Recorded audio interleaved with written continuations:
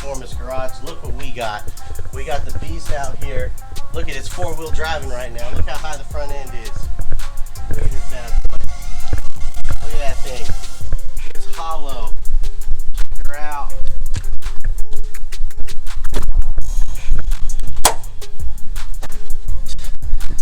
Wow. Never thought I'd see it like this again. Look at that. Ain't nothing in here. So guess what? We got all the goodies. We got all the sauce over here. Check it out. Straight from LME. We got the Brodix heads. Corded Brodix heads. Titanium intake valves. Inconel exhaust valves. LME platinum lift springs. What else is there? LME platinum lift springs. This thing. All the freaking good, all the best stuff that you can get for these heads, this engine has now. This engine has been completely refreshed. New rings, balanced, measured out, blueprinted all over again. And now I have the old heads that have been ported and polished by Synergy to go on the stock motor so that I can have a spare engine. You know what I'm saying? Hey, if you're smart, every dude needs a spare engine, because as you can see, it doesn't matter how much money you spend. When you're racing, when you're out there doing the deed out there, making it happen, shit can go wrong. Catastrophically, maybe minor stuff, but even minor stuff can turn into big stuff. So continue constantly monitoring your engine. I would say HP tuners or whatever you got, Holley Dominator, whatever. Okay, so let's check this out. There she is, all wrapped in plastic. This is probably some of the spare parts, but those two boxes, they got to be the old heads. And there's the new heads. You can kind of see, let's see. Oh yeah, there we go. I don't know if y'all can see that in the camera. LME, baby. LME.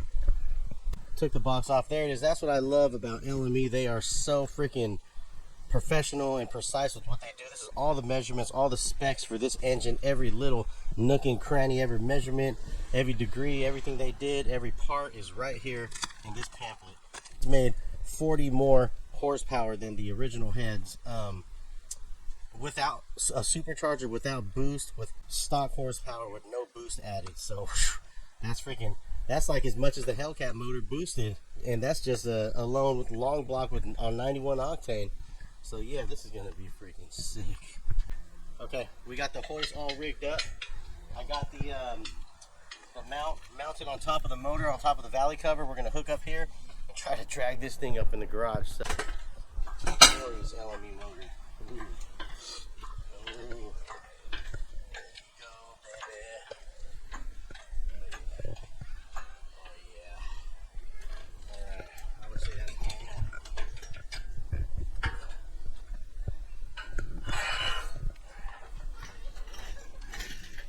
Messy garage, don't pay attention. Here's where we're going to set it. Camaro's going to go right back here.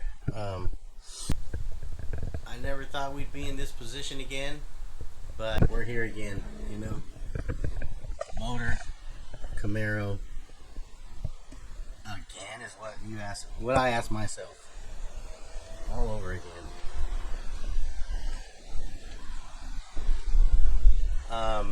Yeah, so just a little recap. The motor. Last video, we were having issues with the overflow container. Let's see here. Water kept on blowing out of this.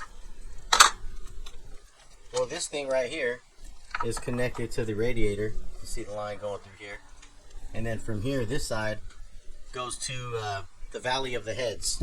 Goes to the top of the heads, which are these holes right here.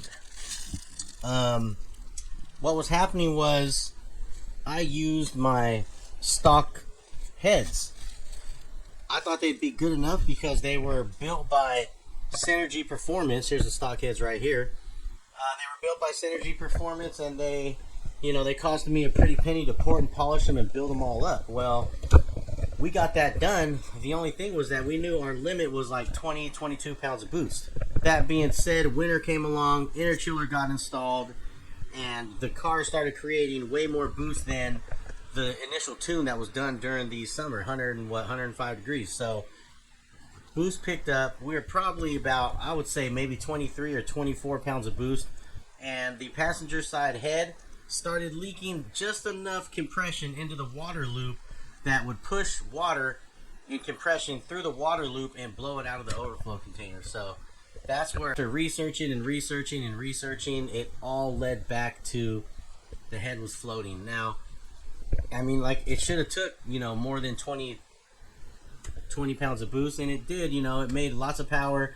It was great, but like I said, when that 40-degree weather came rolling in and I was using that inner chiller still, it was really my fault. I should have been monitoring this engine and that car a lot better. I should have been using HP tuners, laptop the entire time, but I didn't. I took it for granted, and man, I think I had to run at least 58 passes, you know what I'm saying, on this car. Not at the track, but on the back road. LME, they kept on pointing the finger at me and saying, on the build sheet, customer supplied part, customer supplied this, customer supplied that, everything for the heads.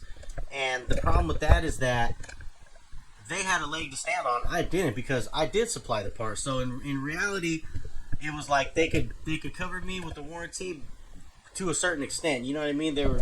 They kept on going back to, you supplied the part, you put a 4-bolt head on a 6-bolt block.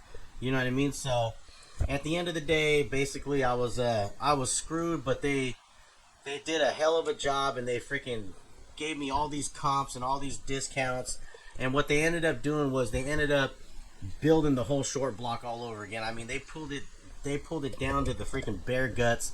They gave it brand new bearings, they gave it brand new rings, refreshing the whole 9 yards. So that's like a brand new engine again, all over again, except we kept the crank, which was in great condition, the rods, and the pistons.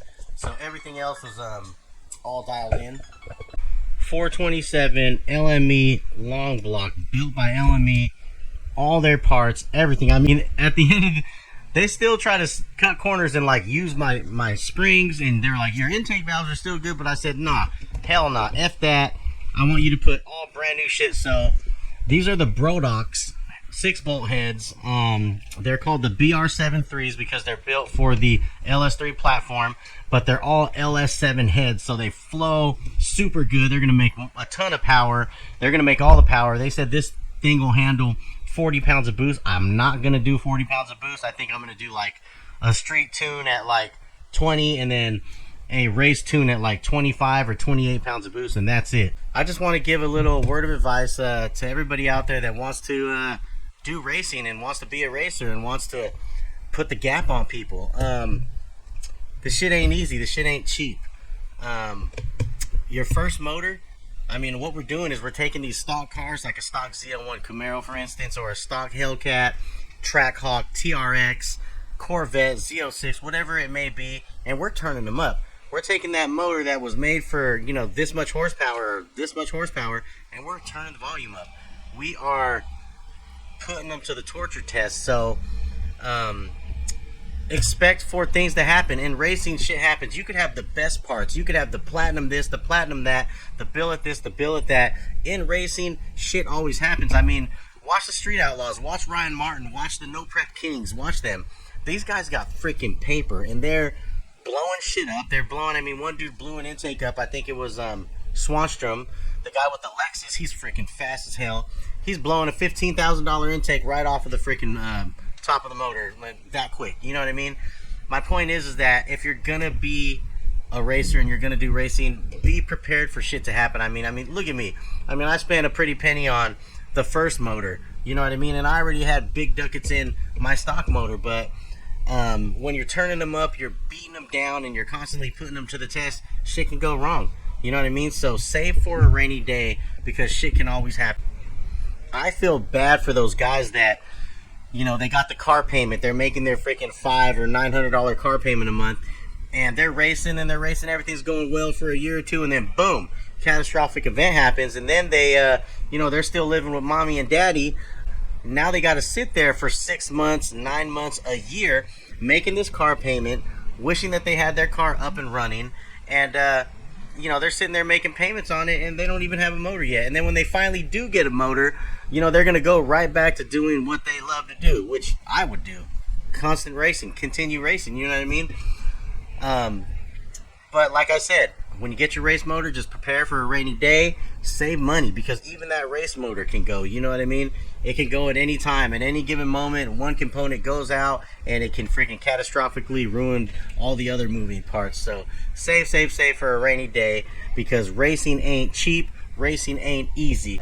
Shit can happen. Shit will happen. Expect it to happen. So save the money, collect your parts, back yourself up so that when it does, you ain't the guy at home crying to mommy, trying to get another motor in that car. Okay, that's enough rambling on. Y'all get the point. Save your money and prepare for a rainy day. Let's check this motor out.